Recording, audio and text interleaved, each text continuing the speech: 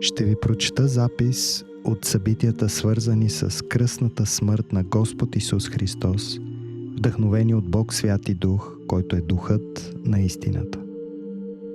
Библейският текст се намира в Евангелието според Лука, 23 глава от 44 до 49 стихове. Беше вече около 6 час и настана мрак по цялата земя до 9 час. Слънцето потъмня, а храмовата завеса се раздра по средата.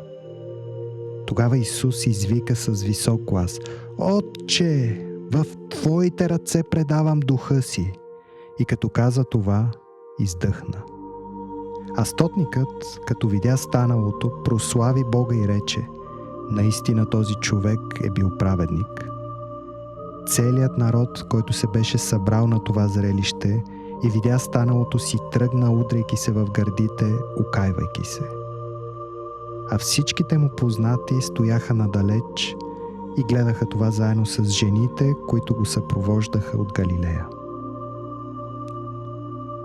Приемете току-що прочетените събития, свързани с кръстната смърт на Господ Исус Христос, защото това е истината, която идва от устата на самия Бог. Типично в своя пунктуален стил, евангелист Лука в стих 44 ни показва часът на събитието, което отразява. В древността еврейският народ е броял часовете на деня, започвайки от 6 сутринта. Това означава, че 6-тия час е бил около 12 на обяд, а 9-тия час е бил около 3 след обед, наше време. Преди да започна с коментара върху настоящия текст, искам да се върнем за момент назад във времето до първата страница от първата книга на Светото Писание.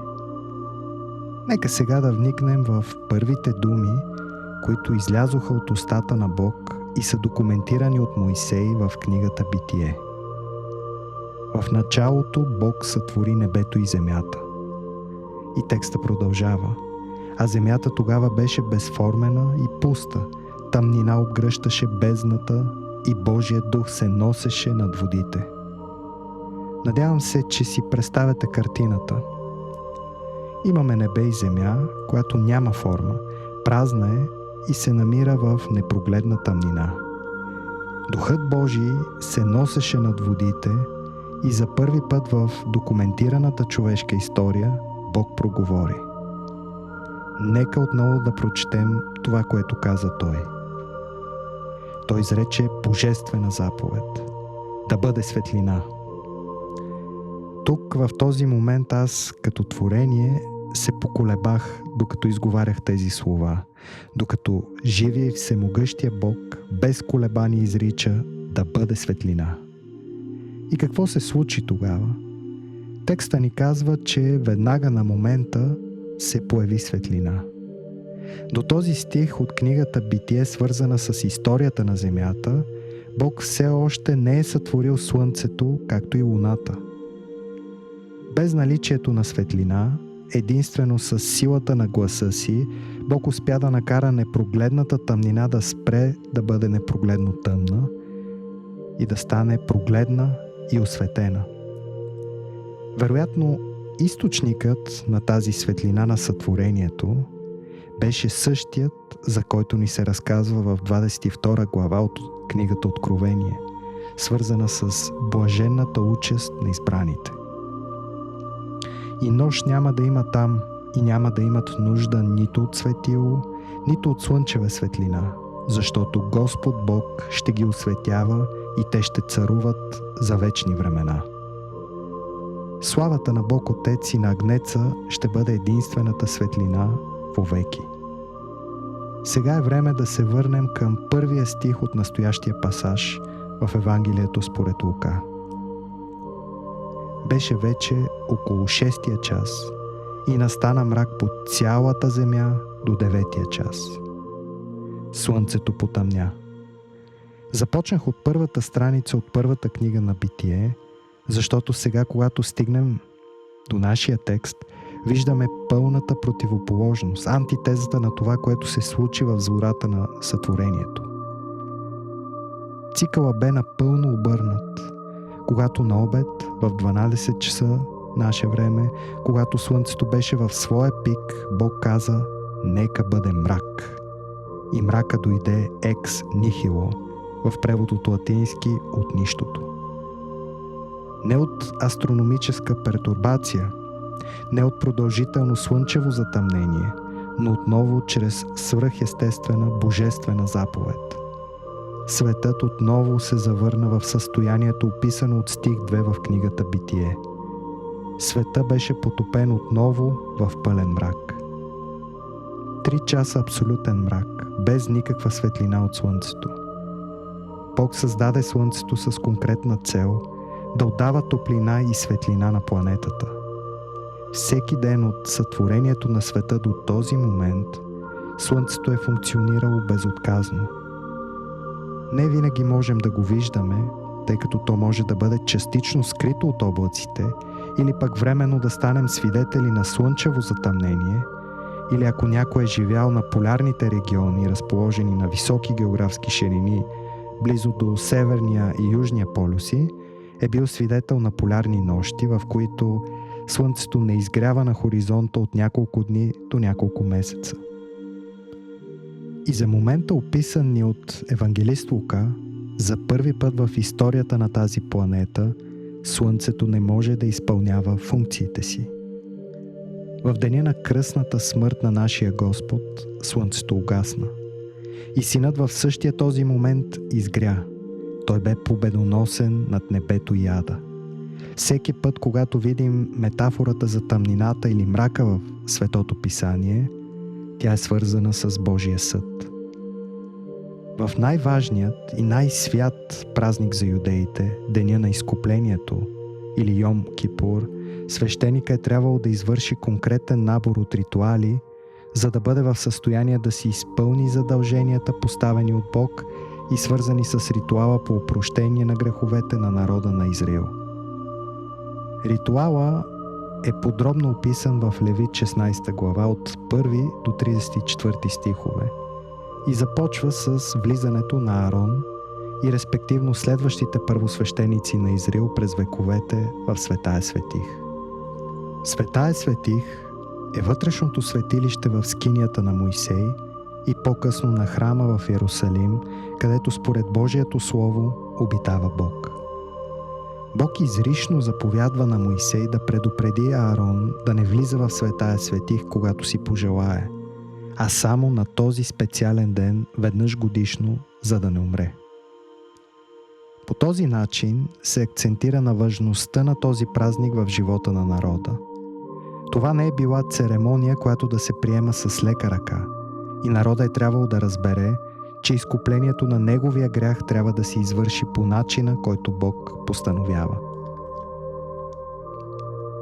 За тези, които казват, че Бог се интересува само от сърцето, а не от това как си облечен, когато го прославяш, бих припомнил, че преди Аарон да влезе в скинията, е трябвало да се изкъпе и да облече специални дрехи.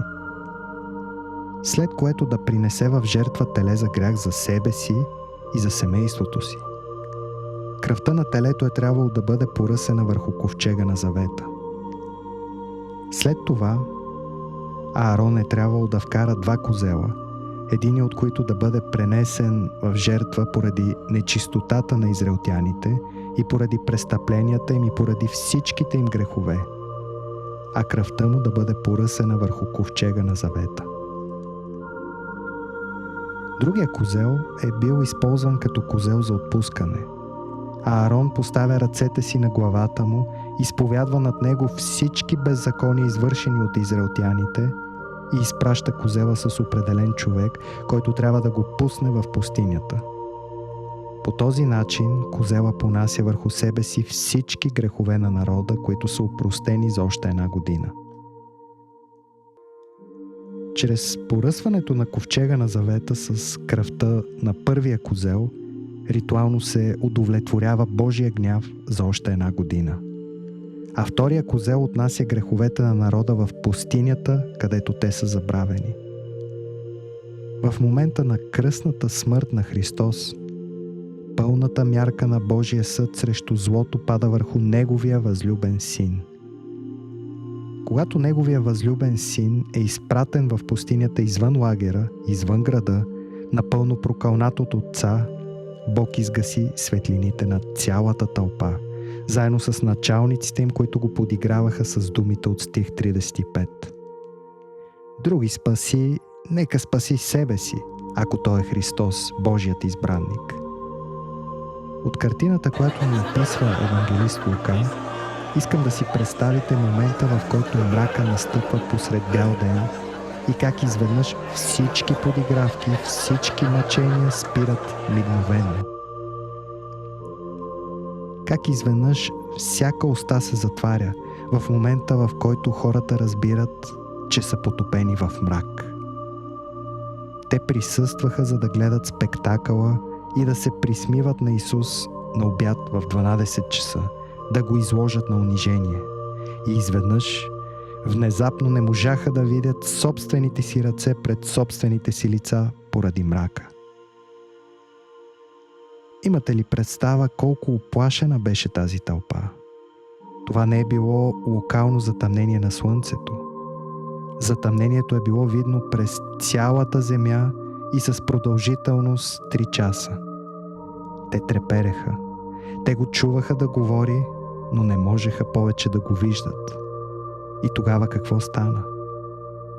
Стих 45. Храмовата завеса се раздра по средата.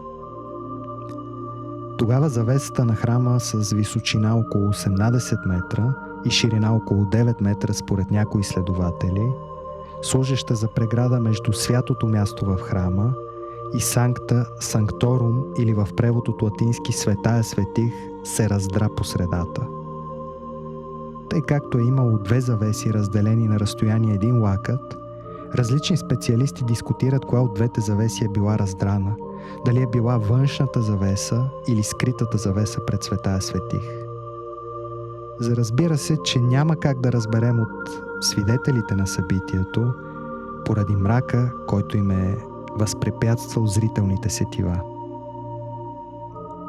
Отново се връщаме към зората на сътворението, когато Бог извая човека от земна пръст и вдъхна в ноздрите му жизнено дихание и човекът стана живо същество.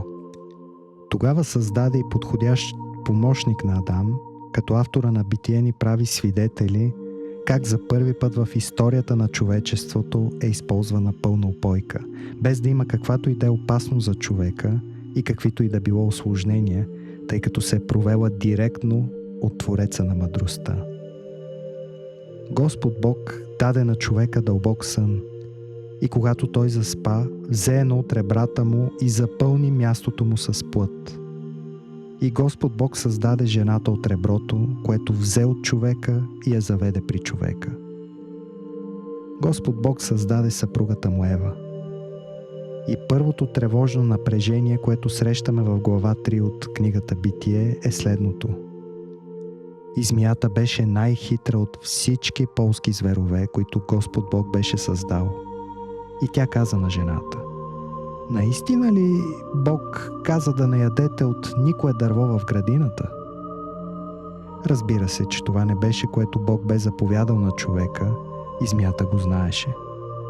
Адам и Ева също знаеха, че това не беше, което Бог им бе заповядал. И все пак те допуснаха да бъдат излъгани и се поддадоха на изкушението, както всички знаем от библейския разказ. Внезапно очите им се отвориха и те разбраха, че са голи, и се срамуваха. Това беше първия път в човешката история, когато човекът и жената потърсиха мрака. Те търсеха място, където смятаха, че Божият поглед не можеше да проникне. Поради тяхната голота и поради техния срам, те се скриха и когато Създателят дойде в хладината на вечерта, повика своите създания, казвайки: къде си? Човекът отговори, докато се криеше: чух гласа ти в градината и се уплаших, защото съм гол и се скрих. Бог продължава с въпросите: кой ти каза, че си гол? Да не би да си ял от дървото, за което ти заповядах да не ядеш?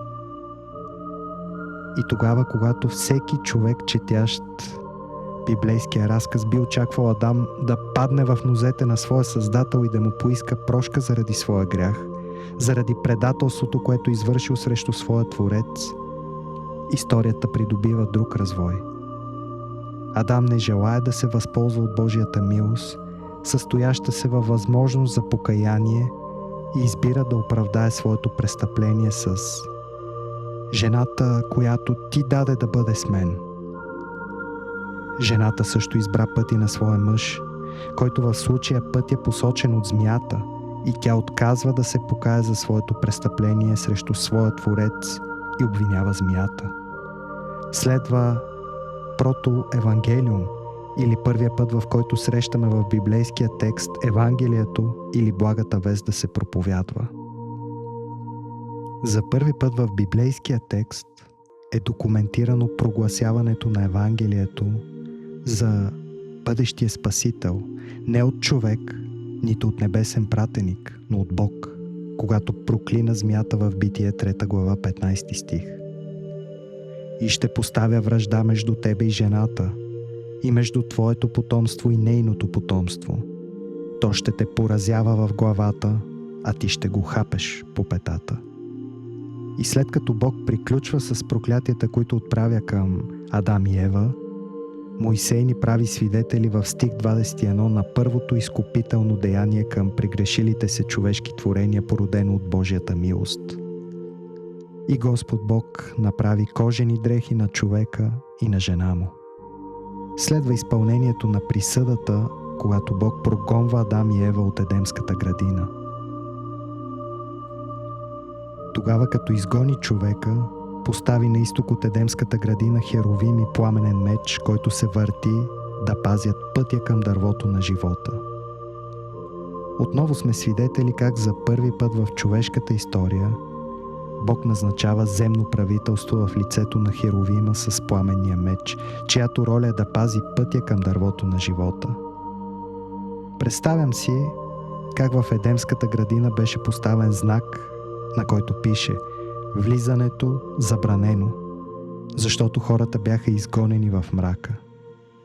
През цялата еврейска история изгонването на Адам и Ева от непосредственото присъствие на Бог се символизира чрез завесата, служеща за преграда в скинията, а след това и в храма в Йерусалим. Завесата не бе направена от дърво или злато, които можеха да бъдат разбити с чукове. Ако някой искаше да отиде и да унищожи завесата на разделението, не можеше това да се случи с удари срещу нея, тъй като слоестия плат просто би се огънал. Но в деня на изкуплението, описани от евангелист Лука, завесата в храма бе разкъсана. Не бе разкъсана от земетресение, нито от римски войник, но отново от ръката на Бог.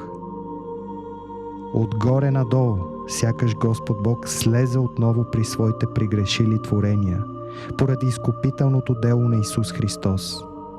Той хвана завесата на храма и я разкъса по средата.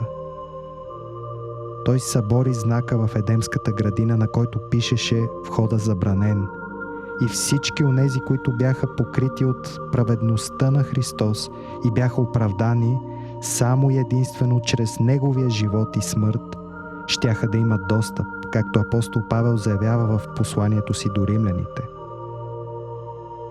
И тъй, оправдани чрез вяра, ние имаме мир с Бога чрез нашия Господ Исус Христос.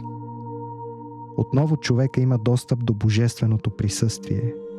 Стражът, който носеше на портите на Едемската градина, прибра меча си в ножницата и беше освободен от служба, защото за първи път от грехопадението можехме да се върнем у дома без срам и без страх в присъствието на нашия Бог, като осиновени деца, а не като творения. Лука ни казва, че тогава Исус извика с силен глас. Тогава Исус извика с висок глас: «Отче, в Твоите ръце предавам духа си!» И като каза това, издъхна. 7 пъти е документирано от Четвероевангелието, което означава 4-те Евангелия, че Исус е изрекал конкретни думи, но никой евангелист не споменава всички тях в своя текст. Отче, в Твоите ръце предавам духа си, вероятно беше последното нещо, което е документирано по време на кръстната смърт на Исус. В последния си дъх Исус направи обет към Отца. Логично би било, че в последния момент от живота си Исус ще изрече нещо, което би било изключително слабо, тъй като Той говореше с последния си дъх. Но нека отново да прочетем какво ни казва Лука. Исус извика със силен глас: Отче, в Твоите ръце предавам духа си. В ръцете на този, който току-що изля пълнотата на своя гняв върху него. В ръцете на Отца, който наложи това проклятие върху него. Както Йов казва в 13 глава 15 стих: И да ме убие, пак на него се надявам, но пътищата си ще защитя пред него. По същия начин Исус каза: Независимо от мъченията, независимо от гнева, Отче, предавам душата си на Теб. И тогава Той издъхна. След това Лука добавя в заключение следния стих: А стотникът, като видя станалото, прослави Бога и рече: Наистина този човек е бил праведник. Стотника, който е виждал многократно смъртта, в този момент не прославя Кесаря, нито прославя Зевс. Той избира да прослави Бога на небето и земята, като казва: Наистина този човек е бил праведник. Стотниците са били опитни войници, отговорни за управлението и дисциплината на поверените им войски. Те са получавали много високо заплащане и са имали перспектива за ограничено социално издигане и следователно са били оценявани като особено лоялни към висшите власти, на които са служили. Въпреки привилегиите, които са му дадени от императора, стотника не си мисли, че Исус бе невинен, нито че се надява, че беше невинен, нито че може би беше невинен. Стотника заяви с убеждение, че Исус е онтус дикайус, или в превод наистина праведен. Текста не ни показва доколко той е бил запознат с материалите по процеса срещу Исус, но със сигурност е знал доста неща за личността на Исус, които е чул да му се докладват от народа и вероятно от учениците на Исус. Все пак Исус е бил една от най-популярните личности в Палестина за времето си. Тук можем да доловим ехото, което Лука ни подсказва от думите на Ирод Антипа и Пилат Понтийски за невинността на Исус по време на процеса. По-късно в Деяния автора Лука въвежда термина праведния и става месианска титла за Исус. Това е описано в Деяния 3 глава от 14 до 15 стих, 7 глава 52 стих, 22-14 стих. Сега нека чуем какво ни казва Лука за огромните тълпи от хора, които се бяха събрали да гледат спектакъла, когато видяха какво се случи. Целият народ, който се беше събрал на това зрелище и видя станалото, си тръгна, удряйки се в гърди, окайвайки се. Текста ни казва, че тълпите от хора не се прибраха в домовете си, облизвайки устни от наслада с огромни усмивки по лицата си. Събралите се за спектакъла тълпи от хора също виждат това, което видя стотника, въпреки че цялата земя е покрита с тъмнина. Описаният от евангелиста паралелизъм между стотника и тълпите ни навежда към положително тълкуване на частта от 48 стих. Удренето по гърдите може да се приеме като знак за покаяние, което не е било задължително да се приеме като чисто сърдечно покаяние, но определено би предположило скръб или траур, както е описано в 18 глава 3 стих, и служи като включване на сцената на разпятието. Също така от тяхна гледна точка това свидетелства, че Исус не е заслужавал да умре и че не е принадлежал към нормално революционно движение, Нямаше насилие, без бунтове, без грабежи, само мирно оплакване. Това са същите юдеи, които по-рано се бяха присъединили към водачите си в искане за екзекуцията на Исус и няколко часа след това започнаха да се дистанцират от своите водачи. А всичките му познати стояха надалеч и гледаха това заедно с жените, които го съпровождаха от Галилея. Жените, които го следваха. Предполага продължаваща дейност. Вероятно автора включва жените, изброени в 8 глава от 1 до 3 стихове, което означава, че са били с него през целия му Вия Долороса, в превод от латински път на болката. Те се отправиха с него към Йерусалим и останаха с него до края, който, както се оказва, няма да бъде краят, а върховната точка на неговата изкупителна дейност. Тяхното присъствие разкрива, че те не само приеха Словото на своя Господар с радост, но те са допуснали Словото да остане дълбоко вкоренено в тях и във време на изпитание те не го изоставят, като да отстъпят от вярата. Докато за мъжката част от последователите на Исус, т.е. както автора ги разграничава от жените с израза «всичките му познати стояха надалеч», в тази категория Лука може да е включил всеки от роднини, както в случая е показано във 2 глава от 44 до 44 стихове, до 70-те и двамата, както в някои преводи е преведено 70-те, в зависимост от това кои ръкописи са използвани за превода, 10 глава от 1 до 17 стих, както и 120-те ученици описани в Деяния, 1 глава, 15 стих. Присъствието им отдалеч, а по-макротен, може да подсказва нежеланието им да се доближат до кръста от благоговение към своя Господ. Вероятно са искали да се дистанцират от присмехулниците и зрителите на спектакъла.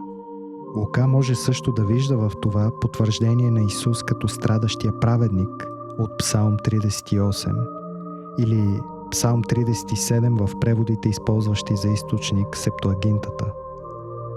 Любимите ми и приятелите ми странят от раната ми и роднините ми стоят надалеч. За разлика от стотника и тълпите, автора нищо не ни казва за тяхната реакция към това, което са наблюдавали. Те не славят Бога и не се бият в гърдите, което би могло да послужи като обяснение, защо не са идентифицирани като ученици в текста от 49 стих. Учениците трябва да се докажат преди да бъдат идентифицирани като такива. Лука разглежда този въпрос в следващия си том Деяния. Аз вярвам безусловно в безпогрешността на Светото Писание. Приемам го за единственото непогрешимо и боговдъхновено писание. Знам, че има много либерални учени и богослови, които не вярват в непогрешимостта на свещените писания. Но аз вярвам категорично и недвусмислено. Ще използвам едно изказване на Арсис Про в заключителното изречение. Някой може да спори за възможна грешка в стих 46, защото Лука пише, че Исус издъхна и той наистина издъхна преди да умре. Но останалата част от историята разказва, че той не издъхна окончателно, защото възкръсна, за да диша отново.